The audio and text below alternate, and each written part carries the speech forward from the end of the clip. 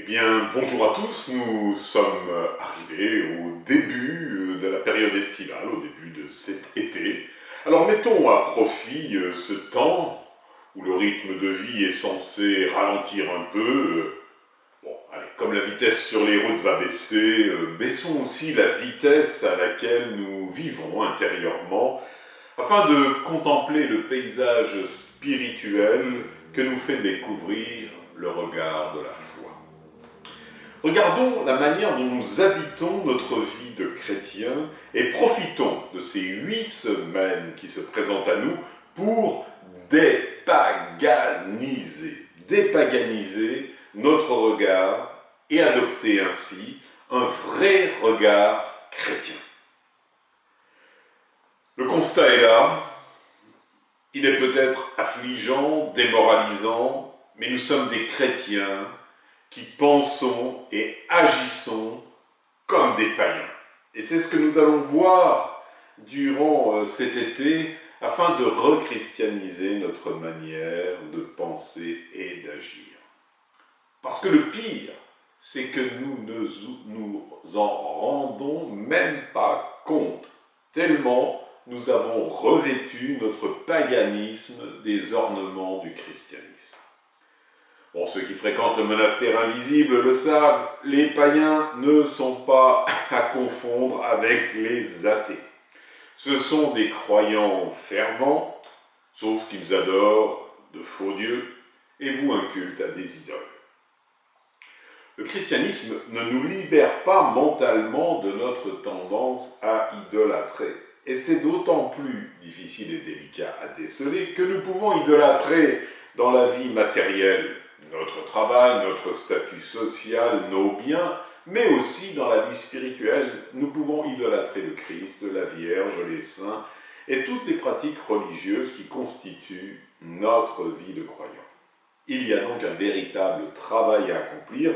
Cet été, nous pouvons tous ensemble, et ça c'est le privilège commun de la communion au sein du monastère invisible, nous pouvons mettre tout en œuvre pour reconquérir les territoires de nos vies où nous avons laissé l'ennemi s'installer, nous dicter sa loi, nous faire adorer des idoles.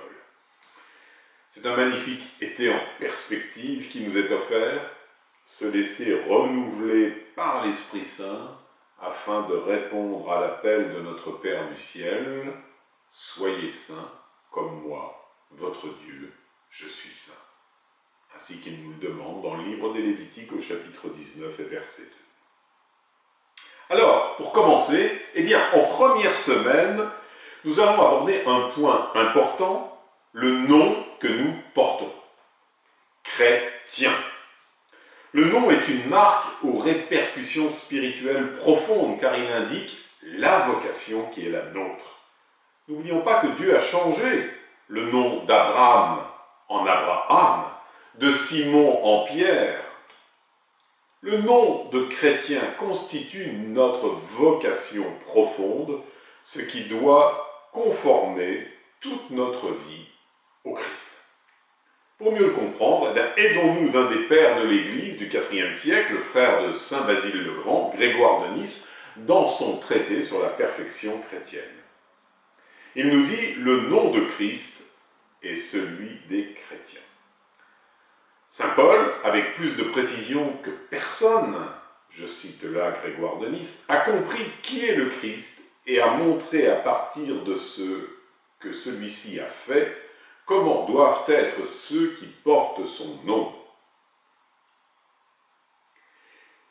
Il nous a donc révélé ce que signifie le nom du Christ lorsqu'il nous dit que le Christ est puissance de Dieu, sagesse de Dieu, paix et lumière, inaccessible, lieu où Dieu habite, sanctification et rédemption, grand prêtre, agneau pascal, pardon pour les âmes, lumière éclatante de la gloire, expression parfaite de la substance, créateur des mondes, nourriture et boisson spirituelle, rocher et eau, fondement de la foi, pierre angulaire, image de Dieu invisible, grand Dieu, tête du corps qui est l'Église, premier-né avant toute créature, premier-né d'entre les morts, premier-né de la multitude de frères, médiateur entre Dieu et les hommes.